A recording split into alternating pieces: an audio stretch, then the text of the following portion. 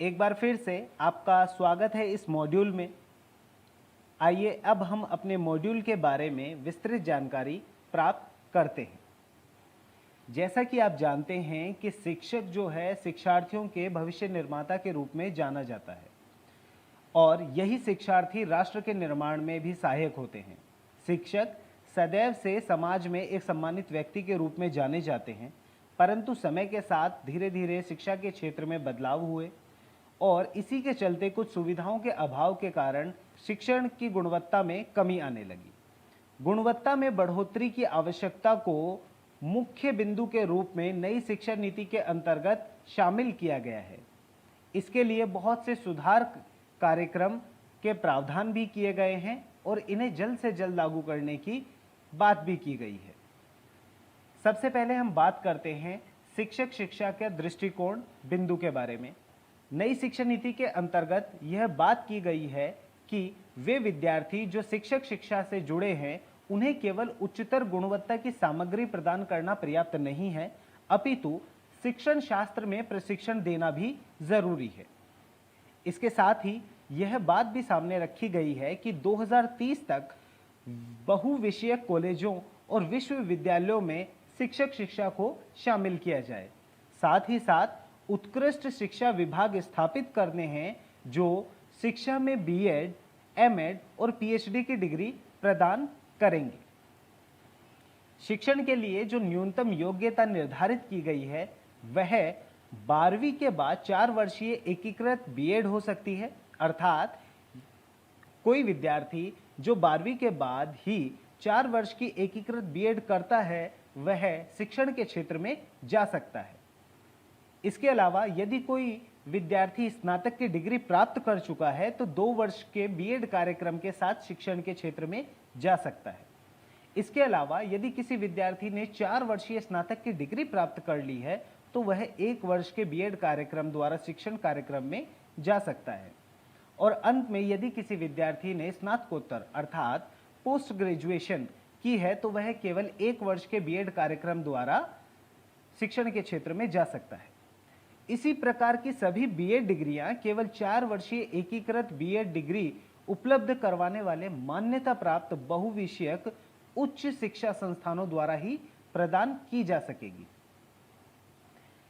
सभी बीएड कार्यक्रमों में शिक्षण शास्त्र की जांची परखी तकनीकों के साथ हाल ही में सबसे नवीनतम तकनीकों में प्रशिक्षण दिया जाएगा, जिसमें बुनियादी साक्षरता और संख्या ज्ञान के संबंध में शिक्षण शास्त्र, बहुस्तरीय शिक्षण और मूल्यांकन, दिव्यांग बच्चों को पढ़ाना, विशेष रुचि या प्रतिभा वाले बच्चों को पढ़ाना, शैक्षिक प्रौद्योगिकियों का प्रयोग और शिक्षार्थी केंद्रित एवं सहयोगात्मक शिक्षण शामिल है। सभी बीएड कार्यक्रमों में स्थानीय विद्यालयों में जाकर कक्षा में शिक्षण कराने की व्यवहारिक प्रशिक्षण के रूप में शामिल किया जाएगा, अर्थात जितने भी कोर्स होंगे जो बीएड से संबंधित होंगे, जो शिक्षण से संबंधित होंगे, उनमें स्थानीय विद्यालयों में जाकर प्रशिक्षण करवाना कोर्स में शामिल किया जाएगा। सभी बीएड कार्यक्रमों के किसी भी विषय को पढ़ाने या किसी भी गतिविधि को करने के दौरान भारतीय संविधान के मौलिक कर्तव्यों अनुच्छेद 51A और अन्य संवैधानिक प्रावधानों का पालन करने पर बल दिया जाएगा। इसमें पर्यावरण के प्रति जागरूकता और उनके संरक्षण तथा सतत विकास के प्रति संवेदनशीलता को भी उचित रूप से एकीकृत किया जाएगा, ताकि पर्यावरण शिक्षा स्कूल पाठ्यचर्या का एक अभिन्न अंग बन सके। स्थानीय शिक्षक शिक्षा कार्यक्रम। कुछ विशेष अल्प अवधि के स्थानीय शिक्षक शिक्षा कार्यक्रम BITE और DIET या स्वयं विद्यालय परिसरों में भी उपलब्ध होंगे। इनमें स्थानीय व्यवसाय और कौशल जैसे स्थानीय कला, संगीत, कृषि व्यवसाय, खेल, बढ़ईगिरी और अन्य व्यावसायिक शिल्प शामिल होंगे। इन्हें बढ़ावा देने के उद्देश्य से प्रख्यात स्थानीय व्यक्तियों को विद्यालयों विद्यालय परिसर में शिक्षक प्रशिक्षक के रूप में पढ़ाने के लिए नियुक्त किया जाएगा। इसका अर्थ यह है कि जिन क्षेत्रों में विशेष रूप से कोई कला या किसी प्रकार का कोई व्यवसाय चुना जाता है, चाहे वह बनारस में बनारसी साड़ी हो या किसी क्षेत्र की कोई चित्रकला की बात हो, इस तरह के विशेष क्षेत्रों में कुछ विशेष व्यक्तियों को शिक्षक प्रशिक्षक के रूप में शामिल किया जाएगा। इसके अलावा अलग अलग स्थानों पर बढ़ई, खेल या अन्य संगीत, कृषि इत्यादि को शामिल किया जाएगा। अल्प अवधि के सर्टिफिकेट कोर्स के बारे में नई शिक्षा नीति के अंतर्गत बहुविषयक कॉलेजों और विश्वविद्यालयों में उन शिक्षकों को बीएड के बाद कुछ अल्प अवधि के सर्टिफिकेट कोर्स भी व्यापक रूप से उपलब्ध कराए जाएंगे, जो शिक्षण के विशिष्ट क्षेत्रों जैसे कि विशेष जरूरत वाले विद्यार्थियों के शिक्षण या स्कूली शिक्षा प्रणाली में नेतृत्व और प्रबंधन के पदों पर या बुनियादी, प्राथमिक, उच्च प्राथमिक और माध्यमिक स्तरों के बीच एक स्तर से दूसरे स्तर में जाना चाहते हैं। अर्थात बीएड के बाद ऐसे कुछ शॉर्ट टर्म सर्टिफिकेट कोर्स करवाए जाएंगे जिसके द्वारा शिक्षक एक स्तर से दूसरे स्तर में जा सकते हैं। यानी यदि कोई प्राइमरी टीचर है तो टीजीटी के लिए, टीजीटी है तो पीजीटी के लिए, इस तरीके से स्तर आप बदल सकते हैं।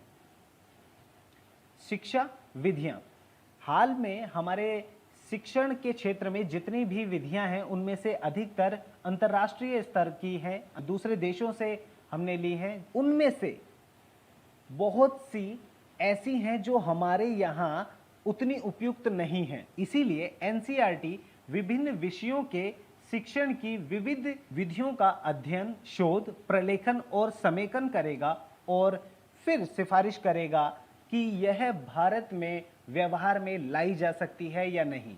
यानी कि उन विधियों को वरीयता दी जाएगी जो हमारे देश या समाज के लिए उपयुक्त हैं।